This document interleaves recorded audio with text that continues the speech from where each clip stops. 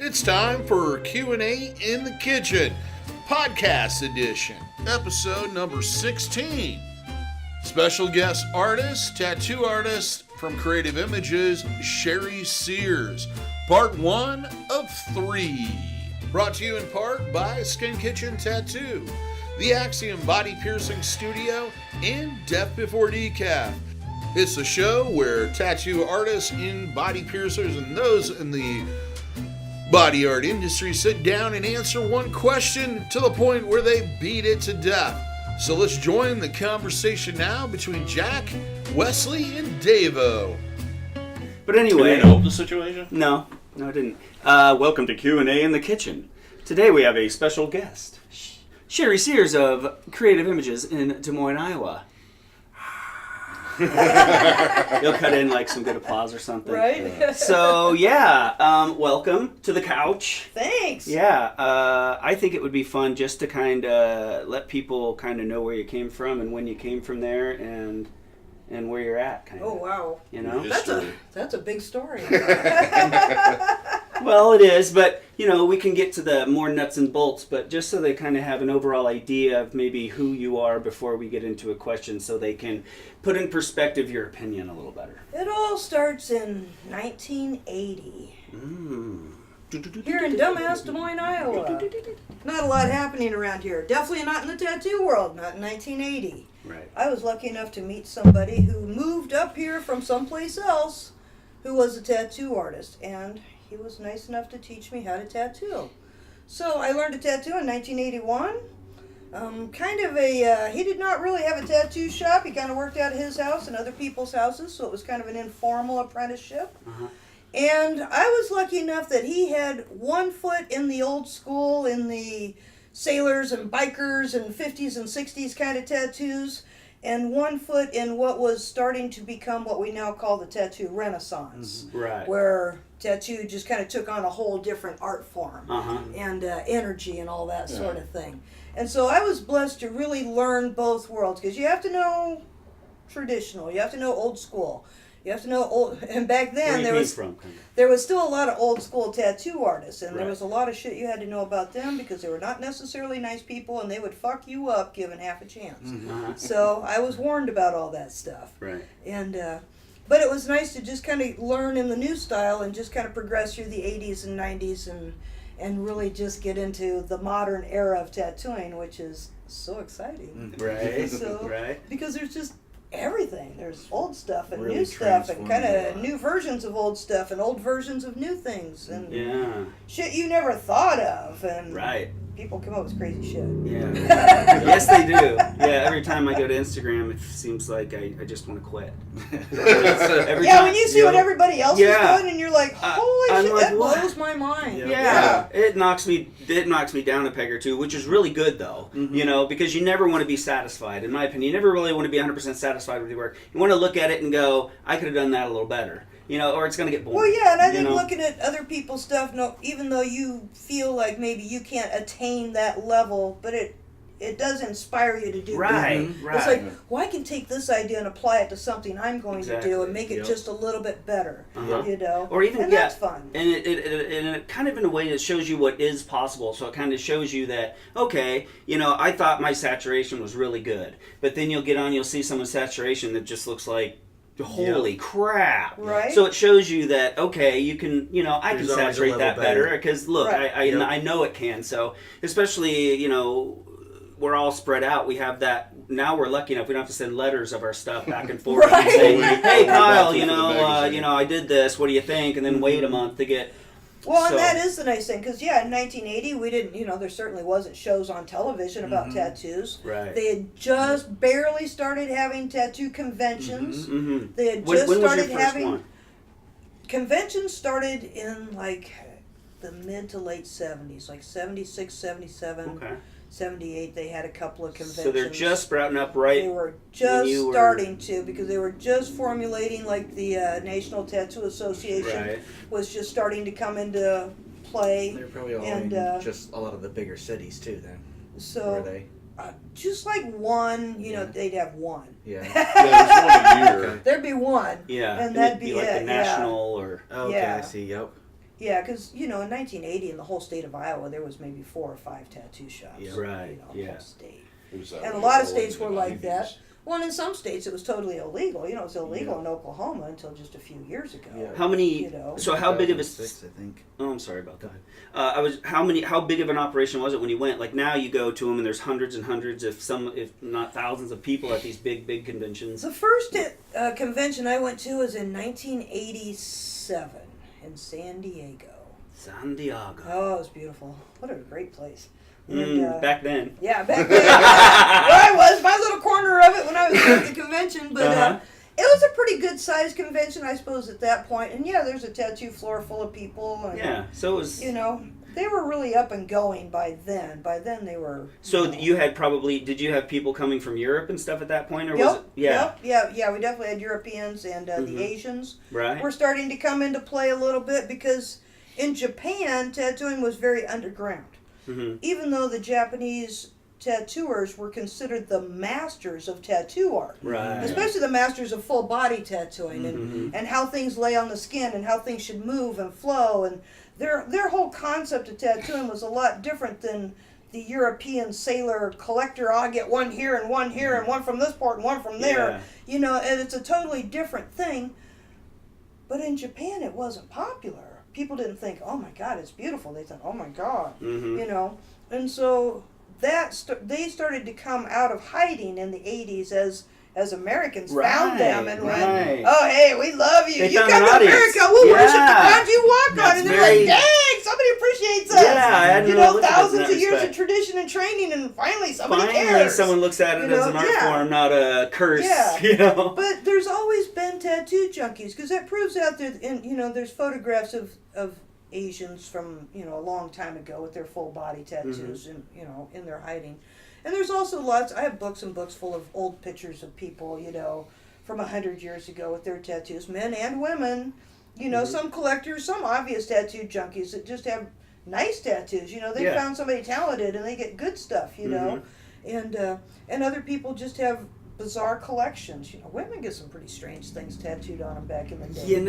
They still do. All in the name of fun, apparently, because it's just kind of fun, and the sweet and the sour. And but they might have thought, woo. Yeah.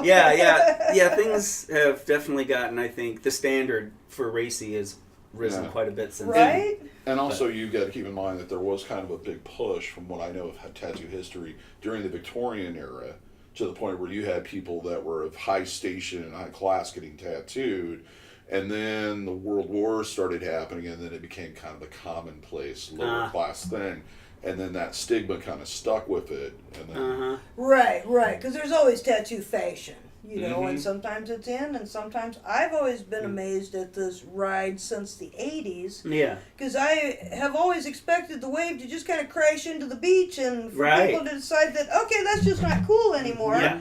And half the tattooists are going hungry. Yeah. But that doesn't really happen. And you know why I've thought about that before too, because when I got into it, early-ish mid-90s, I was getting into it at a time where you couldn't really find a tattoo magazine anywhere but a porn store. Yep. Right.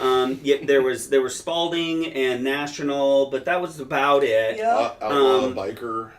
Outlaw Biker. And magazines and stuff. But the magazines, if they showed any boob or bush, then they were considered pornographic. And they had to be sold with a black cover behind the stand. So I got pretty lucky in a way that I fell in love with it. I'd be a tattooer whether I was the only one or everybody was one. It just grabbed you, And but so we, and especially you, have tattooed so many people that had kids. Okay, and these kids grow up, and their mom and their dad have tattoos all over the place, and that's only being more true every year since the early '90s, and it really started popping off. So these kids are growing up not seeing a tattoo on a bad guy in a comic book or something like that. They're growing up seeing their grandfather or their father with these tattoos, and like, man, my dad's a badass. I gotta get that. Right. So it's slowly just kind of eked and soaked into our culture to now where there are so many heavily tattooed people that are raising people to them, oh, well, my dad's friends, my whole life have been covered in tattoos. Well, obviously, I'm going to go get covered in tattoos. Mm-hmm. So it's this weird niche. It's not a pair of jeans that kind of wear out and you just don't buy another pair. You got those fuckers. And they're going to be there for your whole life. Right. It's not really a fashion. It becomes almost, it puts you into your personality. It shifts you in, it shifts you into something. And once you're in there, it's a part of your life and who you are. And if your kids are coming from you, it's going to be a part of their life. It's like it's almost becoming a heritage.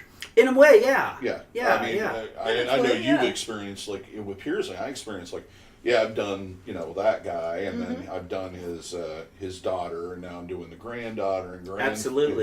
I love that. Mm-hmm. And it's like, it's just part of their life now. It's part of their culture. It's part of their story as a family. Well, yeah, I think being a tattoo junkie is just like it's just like being anything else. It's just what you do. Some people like to run, some people like to get tattooed, some people like to drive cars, whatever. And everybody needs a hobby. Yeah. So for me, it's kind of a hobby status because I do it for myself. And I do it because I enjoy it, and I do as much or as little as I feel like. Yep. And I don't really do it for any other reason. So, but. And that's the way I feel too. I would tattoo if I didn't have to make money or if I didn't have bills or whatever. I would still tattoo. Oh, I would definitely. I don't do it because I have to do it. I love to do tattoos, but I love to get tattooed. See, for me, getting tattooed is the hobby status. I think the people that get them, I think it's a hobby status. When you're a tattooer, they expect you to have a certain amount of tattoos, and if you don't, people think something's wrong with you. Which that wasn't a problem for me, because the first time I saw a picture of a circus lady with all her tattoos, you're like, that's me. I want to do that. Getting back though to when we were talking about families and how you've been you pierced their dad and now the kid and all that stuff. I've noticed that a lot, especially over the last 5 or so years, because of just the length I think I've been in the business. Now there's people that were 18 when I'm tattooing them, or 28 and 30, and now their kids are getting to that age where they're getting tattooed. So I know I hear occasionally, here's my kid. I told them they're not going to anybody but you for their first tattoo, and da da da da da. I imagine that has to be just even more so for you. What do you think about that? And it's kind of. It's funny because, tattoo junkie families where I've done, the parents and the children and the grandchildren, and some of them I'm getting into like the 4th generation of the family, which is fun. And it's funny because a lot of them will drag the kid in. You have to go to Sherry to get your first one. Well, that's fine. I do the first one, and then they go find their other tattoo artist that's for them. Yeah. And I always have to tell the parents, because the parents and the grandparents don't, well, you did all ours, and, blah, blah, blah, blah, they need to do this. And it's like, these kids don't want to get tattooed by their grandparents' tattoo artist. They want to go to some young hip guy and get tattooed. And I don't find that offensive, because we were all young once. We know what it feels like. It's like, now their grandparents don't want to go to anybody else. They just want to come to me and only me because I've been doing that for 30 years for them. Yeah. They've never even been to anybody else. Right. They'd feel weird. And that's fine. It's just like your doctor, your dentist, your massage therapist, the lady that paints your toenails, whatever. You have your favorites, and you use them for whatever the reason is, and that's fine. But they got to let it go with these poor young kids. And just let them. I don't mind doing their first one because I know I'll take care of them and I won't let them do anything too stupid. Right, and the other thing is though that sometimes I'm in their corner because mom and dad would be like, "Well, he wants this," and I think that's just dumb. And the kid looks at you, and I'm like, "That's what you want to be doing." Right. And then the kid's like, "Yes." Right. I think part of it too for the parents is like, and what I've heard from a couple of them is, well, if they go somewhere else after this, fine. At least I know they'll know what a good tattoo shop is and what a good tattoo is. And then after this, it's kind of their fault. Yep. So they want to give them that, okay, this is kind of what it should be like. I always tell the parents to tell the kid that they will buy them their first tattoo when they turn 18, when they graduate high school, whatever the deal is on that. And because in hopes that the kid will wait until they're 18. Sure. Oh, yes. Yeah. Because what's worse is, a 16-year-old gets a big head of steam and a couple cans of beer in him, and then something really stupid happens. And we've all seen that stupidity, and it's like, yeah, that's a $1,000 cover-up, buddy. And it still ain't gonna look great. You know? So do you think? So then I would think then you're a proponent or totally back the 18-year law then, and not having parental consent. No, I do not agree with parental consent. They should just be 18 or 16 So, or 20. so in the state of Personally, Iowa, I'd just soon not tattoo anybody under 25. right? Yeah. Well, to let everybody If I was making the rules, Think and about it a no few more offense to years, young people, Right. it's not about your ideas. It's not about your immaturity mentally. It's about your immaturity physically. Your skin is young, and when you get tattooed when you're younger, those tattoos do not hold up as well as if you would wait a few years. Then when you get tattooed when you're a little older and you're 23, 24, those tattoos hold up better. You do make better decisions about things, hopefully. Hopefully. And and so not wanting to tattoo young people has everything to do with their baby skin, which is annoying to us tattoo artists. Right, and so And everybody on knows. the other end of that scale is my 70-year-old customers. God bless them. I love them all, but their skin sucks. Yes. It's there's a sweet spot in the middle, but on the ends, it sucks. 25 to 65, go for it. Come on in. Before and after that, let it go. Right. It's ironic because I got most of my work done before I was 25. Lotion all your life. Right. Well, so everybody knows Drink lots of water. you have to be 18 in the state of Iowa to get tattooed. Yes. There is no law on piercing. It's up to the discretion of the piercer. And there is no parental consent law either. So you can't be 16 or even 17 and a half and say, hey, my mom and dad say it's okay. That might be all well, but as far as the state's concerned, you're not old enough and your parents don't have the legal right to say you are. Did they remove the emancipation through marriage nonsense? I have run into that so little, maybe I've once never in my had life. anybody ever come and go, I look, don't know. I was emancipated through marriage. Right.